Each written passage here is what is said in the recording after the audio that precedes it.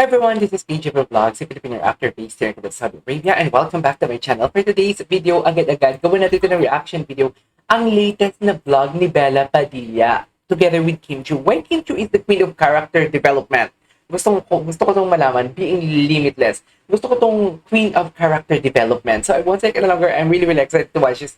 And this is the first time na gagawa ng reaction video sa video ni Bella. So without further ado, let's all watch this. Ang talino ng mga sagot mo. Talino yung mga sagot mo. Simula ang friendship nila. Ako yung queen of character development for me. Parang ako Talaga? nga damit na paplansyahin ko ng paplansyahin. Ang metaphor, no? Sige nga. So first segment is one of my Ay, sorry. Ay! One of the people I really wanted to get on this segment is one of my closest friends. Paano ba nagsimula yung friendship nila? She is an award-winning actress. Obviously, we all know her, Miss Kim Chiu. Ay, taray. Naalis na si Kim today. I thought it's the best of. Matagal na tayong video na to. Ask her tips on being limitless. Limitless. Unstoppable. 'Di ba? Parang halos lahat naman ginagawa niya. Aside from being an actress, ngayon you're also a businesswoman. Yeah. You're a content creator. Parang you're always relevant. Ano yung yung sarili mo. business niya nga? Nakalimutan ko. Ako natutuwa ako sa ganun. Kasi ako parang feeling ko sa buhay, kailangan talaga lagi kang may learning curve. Mag-evolve. And you're one of the people na nakikita ko na pag may nangyayari sa'yo, whether it's good or bad, you turn it into something good. Conscious True. effort. Siyempre, it's a conscious effort kasi wala namang tutulong sa akin. Ay. Tutulong sa'yo. Merong tutulong sa'yo. It's up to you kung tatanggapin mo yung tulong. Parang ang sinabi niya doon na parang Wala ka na dapat may mentor ka, dapat wala akong backup kasi ako yung backup. Alam mo yon? What you're trying to say is- Yes, kasi yung mga tao na nabibigyan ng help are blessed people. Yes. Mm-mm. Kasi hindi lahat ng tao may taong tumutulong. Totoo. True. So whether you like it or not, if someone offered you help, accept it fully. Sino I love yung it. taong talagang iconic na tumulong sa buhay mo? Yung parang, if not for this person, your life would be so different right now. Madami. Ate Lakam. Ate Lakam. Yan din yung sa una ko. Ate niya. Oo. She gave up her whole entire life just Support your dream. to help me, to be there beside me, to help me na sa financial ko na maging maayos. True. Tapos tulungan niya ako with family matters, family issues. What is it about Cam na sa tingin mo talagang nag-shape sa'yo to be the person na kung sino si Kim today? Wala kasi akong mom, dad. Ay. Tapos Okay. naman ako. So parang May ilang 10-year years age gap lang. May 10-year age. Ay, ang layo din pala ng gap nila. Super mature than ako. Tapos mas matapang siya than So you would say, definitely, si Ate Cam is one of the reasons na Ate you're Cam. allowed to be limitless. yes, of course. Gusto kong gamitin yung word na allowed kasi may mga tao na iniisip na hindi ko kasi magawa to, hindi ko ma-unlock yung full potential ko kasi iniisip ko yung pamilya ko, iniisip ko yung trabaho ko, paano yung nanay ko, yung parang ang daming excuses or ang daming hindrance for True. them not to reach their full potential. Pero actually, kung titignan mo siya another way, yung half glass empty, kung titignan mo siya ng half glass full, parang use your family as inspiration to be limitless. Kung sinasabi mo sa self mo na hindi ko kaya, hindi mo talaga Ganito ka lang kaya. talaga. Actually, sobrang lakas ng power ng thoughts natin. Okay, so Ate Lakam yung una. Sabi ko top 3, diba? Sino yung pangalawa?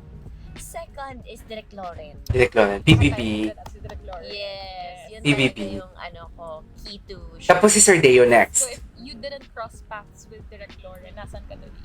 Isa akong manager ng bangko. Mm. Kasi Yes. naka-uniform. Nagbibilang siya ng maraming pera. Pero sa ibang tao. Yun Gusto niya maging banker. Gusto ko din maging fashion model. Bagay. Ito naman talaga. Yung Yeah. height Isa and din yun. everything. Yeah. Pasok. Yung- Saan mo unang na-meet si Direct Lauren? Ano yung first impression mo kay Direct Ayan. Una ko siyang na-meet sa food court ng Cebu City. Okay. Audition siya ng Pinoy Big Brother. Ah. Kasi walang magpapaaral kasi sa amin nun. Nung year na yun? Ng year na yun. Actually, every year naman is a struggle para sa family namin. Mm. Sakto siya summer. Sabi ko, try ko nga Oh, kasi why not? Oo, may grand prize. yeah, may Oo. grand prize. Tapos may sweldo every day. Tapos active naman ako sa Miss Intrams and all. And sa Ay, talaga? Para sige, give ikaw. So bangka naman ako lagi sa school for extracurricular activities. Mm-mm. I think I'll try. Grabe, akala ko mahihain siya. 16 years old. Si Direct Lauren, siguro mga 30 plus, no? Yes. 40 plus. 40 plus. Ngayon na 33 ka na bridge ba yung age gap? Feeling mo ba mas friends na lang kayo ngayon o parang father-daughter? Anong dynamic yun ni Direct Ang Lauren? dynamic namin is father-daughter figure. Okay. Parang father Maintain figure yun. ko siya. Yeah. Whenever I have big decisions na kailangan ko talagang pag-isipan ng sobra, siya talaga yung So, text ka lang kay Direct Lauren? Yes. Direct, tatanggapin ko ba itong role na to? Oo. Ah! Honest sa akin. Nag-aano pala talaga siya. Kung si Ate Lakam is, tinabi niya yung family issues and everything para Gabi. focus ka sa work. Si Direct Lauren naman, gina-guide ka niya in a way na Yes. Ang galing ni Bella, ah. i-improve. Galing niya mag-analyze, ah. Madami pa. So guys, tandaan nyo, palibutan nyo yung sarili nyo ng mga tao na hindi Totoo. takot sabihin sa inyo kung ano yung kailangan nyo improve. So tough love. Okay, so Ate Lakam, Direct Lauren, sino yung pangatlo? Pangatlo is Ate Edith. Ay, hindi ko to kilala. Nakakatawa kasi lahat ng tao ang tawag kay Ate Edith, Ate Edith. Ako gusto ko Ate Edith. Yeah. Edith. Kasi yung itsura niya Edith. nakaka-Edith. Oo, I love Ate Edith. So, anong age mo na meet? Forever bang si Ate Edith yung starting handler mo? No, naging RM. Ah, handler niya. Okay, RM guys, sa mga hindi nakakaalam, is road manager. Oo. Sila yung parang assistant ng handler. So, may handler. Mas mataas yung handler, basically. Hunter is like a manager. Para siyang manager. So, Ate Edith started as your RM. Yes, started as my RM. Started from the bottom, Now now we're here. here. Manager now. Now she's a manager in Switzerland. Yeah, nandito kasi si Ate Edith. Okay. Tapos, during mga big events ko in life, nandyan talaga siya. Milestones ko and also big downfall. Ah. Oh, okay. Hindi lang happy mo. Kapag usapan ang downfall. What is the most memorable moment you've had with Ate Edith? And bakit siya yung napili mo dun sa top? Ups and downs ko talaga siya.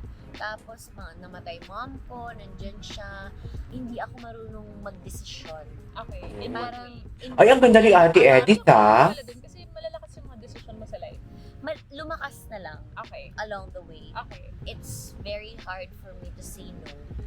Problema nating dalawa yun eh. Yes! Meron tayong Hindi ganyang kami marunong sakit. humindi. Oo. Yeah. Nihiya kami. Kami yung mga yes people. Oo. So si Ate Edith yung nagsasabi na parang, Kim, wag mo nang gawin to. No. This is a no for you. No, don't do this, don't do that. You deserve this, you deserve that. Mm. Ay, Ganyan akong tao. ang ganda pala ng mga tao sa paligid ni Kim. Sana all. Mapupulot yan kung saan. Self-worth and self-respect, yung lagi niya pinapaalala sa akin. That's so special. Hindi lahat ng tao aaminin yung value and worth mo kasi, yun nga, they wanna take advantage of you. Siya yung nagsabi sa'yo, ito yung value mo, Kim. You have to protect this. Yes, siya Ang yun. ganda Siya nun. yun. Okay, so ang takeaway ko dito is, to be limitless, you have to surround yourself with the right people. But Yes. as a person, syempre hindi naman lahat ng nangyayaring blessing sa buhay mo nanggaling sa mga tao tumulong sa'yo.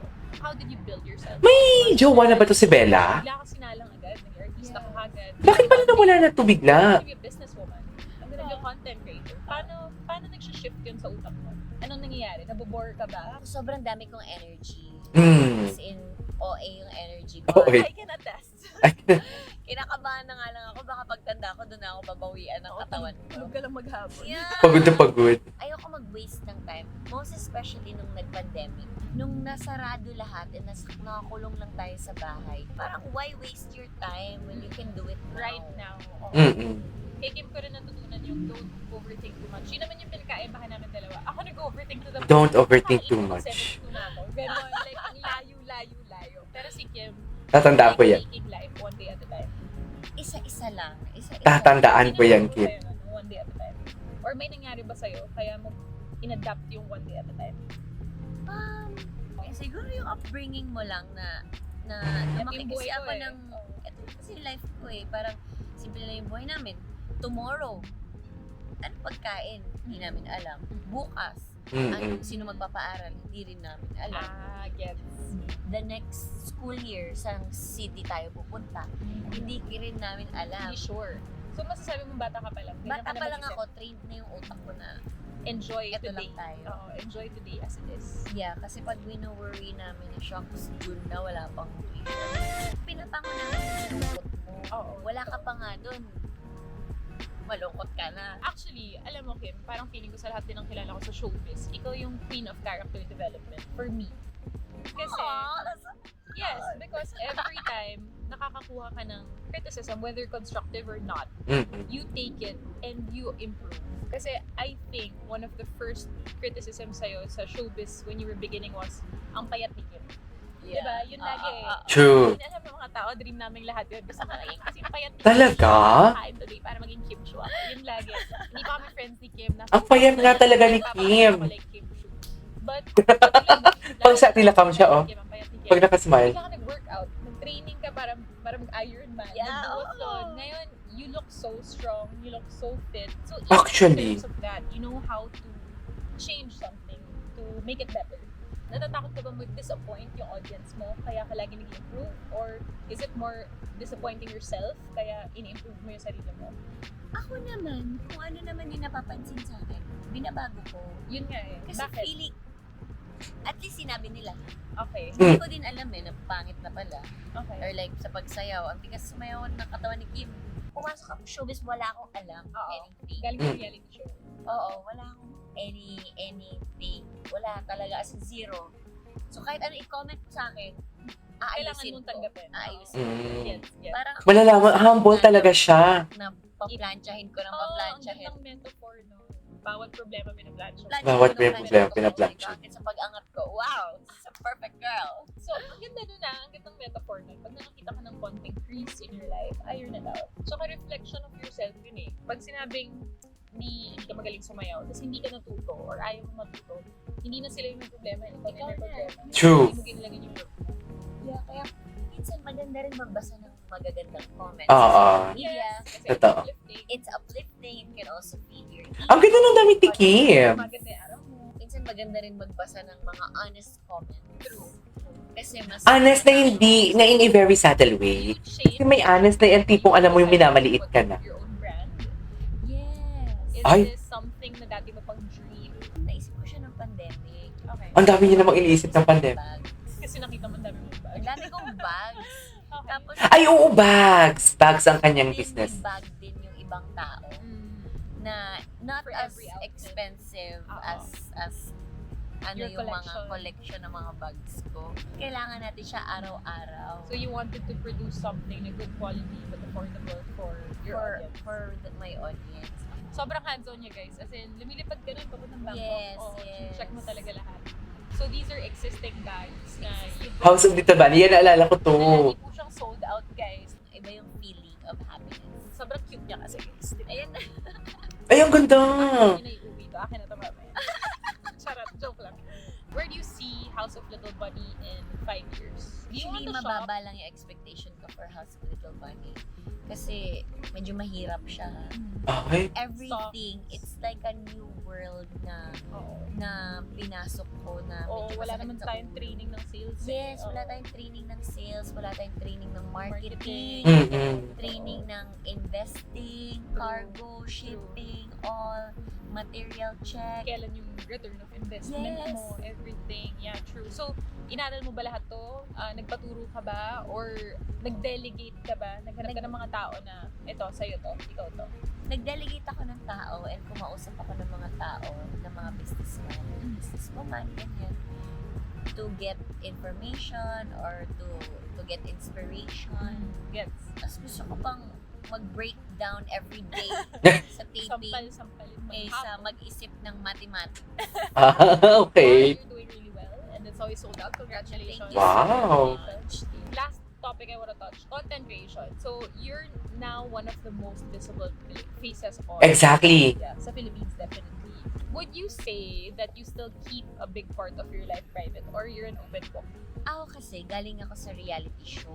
Nasa mindset ko na yun na utang ko sa mga tao, mga fans ko, yung updates sa life. Mm. I really have to give back. Kaya Give nagpa-vlog siya. Right after 17 years na. May mga bagay ba na little things in your day-to-day life right now that you're grateful for? Baka ma-inspire sila na maging grateful for these things as well. I'm grateful for our friendship! Mm. Oh! I knew, mapapapakita talaga ako. I knew it. Grateful ako sa ating dalawa. Maski hindi nagkikita talaga. Totoo yan. Hindi kami everyday nag-uusap. Oo. Or hindi kami nagbibigay ng life updates everyday. Mm. Or kasi naisip ko yung kwentuhan kahapon. Guys, ganito kami magkwentuhan ni Kim. Pag umaga, kakamit pa lang namin. Kunwari ako A, si Kim B. Kim, alam mo ba yung nangyari kay A? Si A, ganyan-ganyan. Tapos sabi ni A sa akin, blah, blah, blah. Talaga, kasi ako naman, pumunta ako sa B, blah, blah, blah. So, napuputol yung kwento. Tapos Oo. hapon, mababalik ko ulit si A. Meron tayong shift na ganyan-ganyan. Tapos mabibring up ulit sa gabi na, o nga pala, alam mo yung sinabi ni A? Putol-putol. No, I'm also very grateful. So, grateful ko for friendship. Grateful ako for friendship. Paano kayo nagsimula ang friendship nila? Yeah, mahirap maghanap sa totoo lang ng friends Sa in our showbiz. industry because it's a very competitive world. Same level kami ng yung Humor. humor. Same Tawang humor. tawa, ang babaw. Like magka-section kami sa humor world. Oo. Kung class ang humor, A kaming dalawa. Kung class ang funniness, hindi kami A. To sum it up, Kim, for the people who watched you grow up. Matagal na tong vlog na to for to sure. all of your girls out there na whether gustong mag-artista o gustong mag-umpisa ng business nila, wanna try a career online, what is the most, I guess, important advice you could give them para they could... Yes, we need that, Kim. Sige nga, Kim. This one thing na talaga We need that. fit sa'yo. Know the things that you're passionate about. Oh. Ang gusto ko. Gusto ko ba to? Gusto ko ba yan? Gusto ko ba to? Limitless with your passion. Ako gusto ko lang kiligin. Kung yun yung gusto mo, marami kang ways to solve it and to get it. Totoo yan. Basically, know what you love, like know your passion, and at the same time, accept also kung saan ka magaling. Isn't that one of the rules of manifestation? Na Rules of pag manifestation. manifest ka na isang bagay, like ito, gusto ko mag-artista, lahat ng gagawin mo dapat nakasentro dun sa main goal mo. So, always do something that helps you get one step closer to your passion. Okay. I love that. Yeah. Sila na nagpapalakpakan talaga. Thank you so much. Moms, ang galing mo mag-interview. In fairness, maganda. Oo. One of my mentors in life. And then, In fairness, maganda ang flow. Hindi siya interview, mas kwentuhan. And I really want to be here today. Kasi nga, of all my friends, I'm not gonna be shy to say this. You're one of my most successful friends. Oh, give you a hug. Ang dami na nating hug today. Kaya I want you guys to hear it directly from her. Hindi na sa akin ang galing. Kung what built her to who she is today. People that surround me, people that supports me, and also yung dream ko. Yeah. Yun yung nag-push sa'yo. Have a dream. Work at your dream. Thank Yeah. you so much, Miss Kim Thank Chu. you so much, Hey. Kimberly Sue Chu. This is such a great way to end yung Zurich visit. Zurich, yeah. Alright, there you go guys. That is our for today's video, which is Bella Padilla and Kim Chu in why Kim Chu is the queen of character development, being limitless. I love this interview. Sobrang ganda. Tapos may mga i-apply ako dito. Yung mga salita kanina ni Kim, tapos si Bella, i-apply ko talaga sa life ko. So, yeah, this is KG from Vlogs and see you on my next vlog. Bye!